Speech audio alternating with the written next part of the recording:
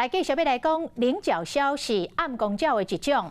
台中市野生动物保护协会进行收容车祸受伤的领角鸮暗光鸟，经过半年的照顾，已经恢复健康。即天甲野放可以回到大自然。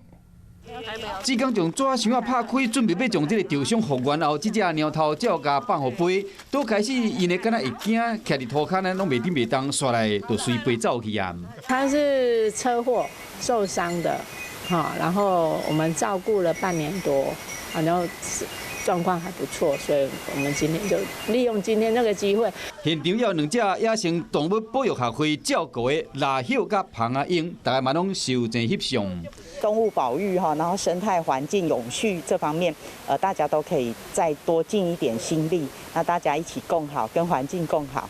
参观的师生嘛到边啊，这间鸟头鸟护种事务所，熟悉真侪珍贵标本，甲野生动物的习性甲生活形态，未来拢会当结合环境教育的课程。 Hello， 我是叶明。想要看到更多更及时的新闻内容，请订阅华视新闻的 YouTube 频道，并且按赞、开启小铃铛。